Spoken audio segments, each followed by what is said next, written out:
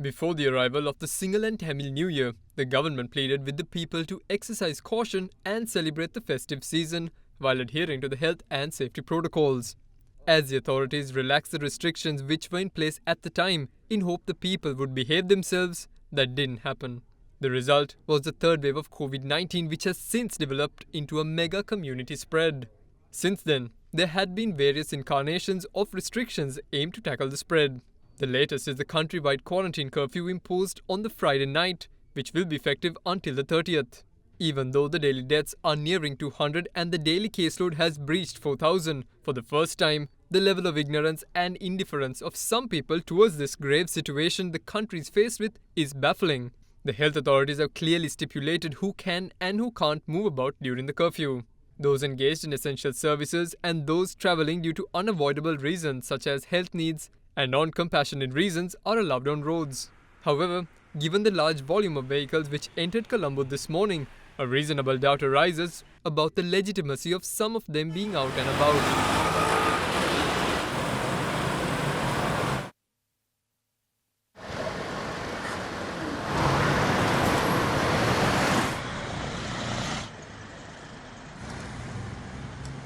අත්‍යවශ්‍ය පෞද්ගලික සහ රාජ්‍ය ආයතන වලට අපි අවධානය යොමු කරනවා. තවදුරටත් ඔවුන්ගේ ආයතන තුළට කැඳවාගත යුත්තේ අවම සේවක පිරිසක් ඔවුන්ගේ සේවාව පවත්වාගෙන යාම සඳහා.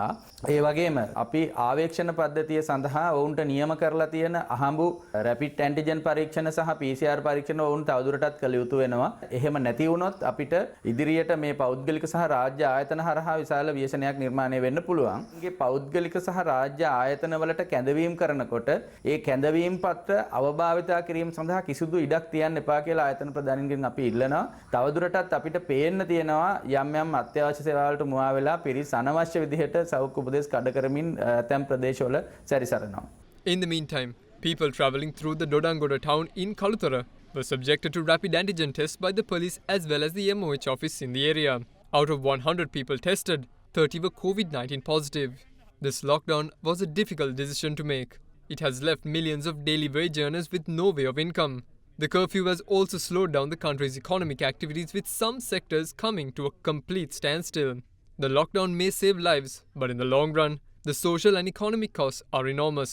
In this backdrop, there are scenes of this nature as well. A religious festival was held at a Kovil in the area of Bogahavat in Hatton yesterday, with a considerable participation of people. Within that small space, people there don't seem to have cared too much about the health and safety protocols.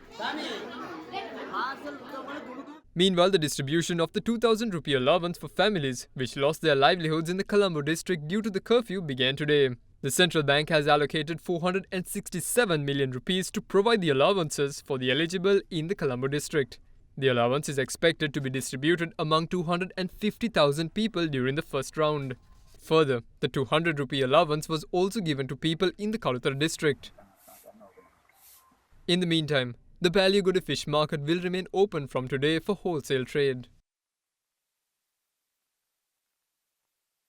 පුංචිම දෙයකින් ලොකු වෙනසක්. සැෂේ වලට වඩා සංසිල්ක් ලොකු බෝතලෙන් රුපියල් 20ක ඉතිරියක්.